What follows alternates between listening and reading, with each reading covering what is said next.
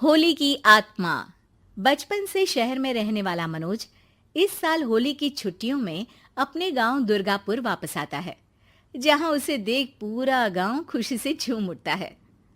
जब गया था तब इतना सा था और अब देखो कितना बड़ा हो गया है। हाँ सरपंच जी, जब मैं गया था तब आप भी बहुत जवान थे और अब देखो कितने बूढ़े हो गए हैं आप। चला चलो बढ़िया है। बच्चा घर वापस आ गया। इसी खुशी में आज रात पार्टी होगी। क्या बात है, गांव में भी पार्टियां होने लगी। वैसे अगर पार्टी की बात है तो आज क्यों सीधा होली पार्टी करते हैं। होली पार्टी की बात सुन चहल पहल में अचानक सन्नाटा छा जाता है, जिसे देख मनोज को कुछ अजीब लगता है। लेकिन तभी सरपंच बात पलट देता है। अब बहुत देर हो गई, चलो सब अपने घर चलो, पार्टी के बारे में कल सोचेंगे। मनोज भी मम्मी पापा के साथ घर आ जाता है, पर होली पार्टी और उस पर पूरे गांव की खामोशी वाली बात अभी तक उसके जहन से निकलती नहीं। पापा, होली पार्टी की बात पर सब चुप क्यों हो गए थे? अरे होगी उनकी कोई अपनी बात। मुझे गांव की पंचायत ही थोड़ी पता है। थक गया हूँ, चलो सो जाते हैं, कल बात करते हैं। पापा की बात मानते हुए मनोज भी सोने चला जाता है। आज तो छुपा लिया, लेकिन हफ्ते बाद जब होली का दिन आएगा तब इसे कैसे रोकोगे? अगली सुबह सूरज के साथ ही मनोज भी गांव घूमने निकल जाता है, जिस पर रास्ते में उसे अपनी ही उम्र के कुछ लड़के भी मिलते हैं, जिनसे दोस्ती कर अब वो उनके साथ घूमने लगता है। इसी तरह कुछ दिन बीत जाते हैं और होली नजदीक आने लगती है। दोस्तों, होली में 4 दिन ही बचे हैं, पर गांव में उसकी कोई तैयारियां क्यों नहीं दिख रही? क्योंकि यहाँ होली नहीं मनाई जाती। अरे पर ऐसा क्यों? वो राजा भूषण। अरे तुम 4 दिन के लिए आए हो, क्या इतना सोच रहे हो? चलो कुछ खाने चलते हैं। इसी के साथ एक बार फिर होली की बात को टलते हुए देख मनोज को शक होने लगता है। वो घर पहुंचते ही इंटरनेट पर अपने गांव और राजा भूषण के बारे में जानकारी निकालने लगता है। क्या? मुझे आज तक ये नहीं पता था। ऐसा कैसे? किसी ने मुझे कुछ बताया क्यों नहीं? सारी जानकारी लेने के बाद मनोज गांव वालों या अपने मम्मी पापा से कुछ पूछे बिना खुद ही उसकी सच्चाई के बारे में छानबीन करने लगता है, जिसके चलते वो राजा भूषण की हवेली में पहुंचता है। वाह, क्या हवेली है यार। पर क्या यहाँ सच में कोई भूत है? हेलो भूत जी, कोई है क्या? हम इस साल गांव में होली सेलिब्रेट कर रहे हैं, क्या आप उस पर थोड़ा इंटरव्यू देंगे?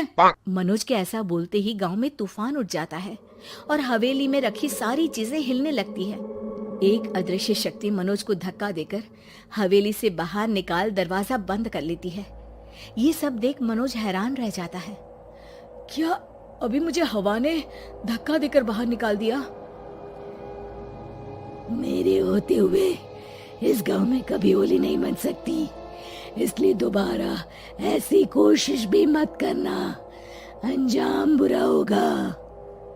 आवाज सुन मनोज हैरानी से इधर उधर देखने लगता है, पर उसे कोई दिखाई नहीं देता। वो गांव वापस आ जाता है, जहां तूफान की वजह से सब कुछ तहस महस हो चुका होता है।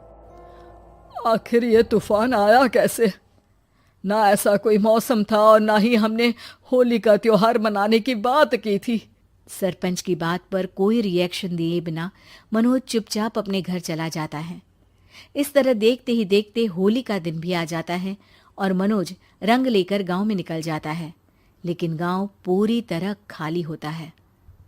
अरे त्योहार का दिन है, धूमधाम की जगह मातम क्यों मनाया हुआ है?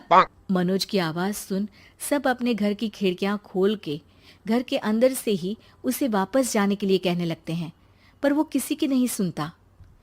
तुझे पहले भी समझाया था, अगर होली खेलने की कोशिश भी की तो अच्छा नहीं होगा। अरे बात मान लो बेटा, तुम्हें सच नहीं पता। मुझे सब पता है। सालों पहले इस राजा ने एक अंधविश्वास फैलाया और आप लोग आज तक उसे मानते आ रहे हो। अरे बेटा, जब तुम पैदा भी नहीं हुए थे उससे भी बहुत पहले से इस गांव पर होली का श्राप है। अगर गांव में होली का त्योहार मनाया जाता है तो प्रलय आना पक्की बात होती है। राजा भूषण इस सब में नहीं मानते थे और त्योहार मनाने लगे, जिसके चलते होली वाले ही दिन पहले उनके बेटे की और फिर उनकी मृत्यु हो गई। तभी से गांव की रक्षा के लिए उनकी आत्मा उस हवेली में रह रही है। सबकी बातें सुन मनोज उलझन में पड़ जाता है। सोचना भी मत मनोज, अगर तुमने इस परंपरा को तोड़ने की कोशिश भी की तो उसका परिणाम इस गांव और गांव के लोगों के लिए अच्छा नहीं होगा। मुझे भी यकीन नहीं हो रहा कि आप लोग एक बेतुकी बात को मानकर सालों से रंगों के त्योहार को मातम की तरह मनाते आ रहे हो। मनोज किसी की कोई बात ना मानते हुए पूरे गांव में रंग बिखेर देता है, जिसके तुरंत बाद वहां तूफान के साथ बिजलियां गरजने लगती है। अचानक मौसम में ऐसा बदलाव देख जहां मनोज कंफ्यूजन में आ जाता है, वहीं गांव वाले डर से सहम जाते हैं।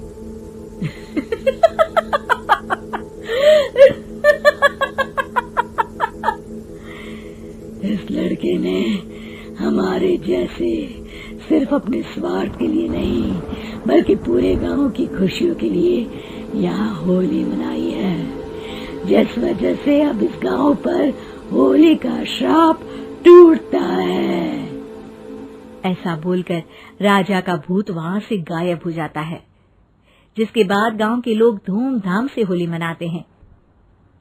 खुशियों के रंग गांव में बिखरे ही होते हैं कि अगली सुबह अचानक मनोज कहीं गायब हो जाता है और एक बार फिर गांव में होली का नया राज शुरू हो जाता है।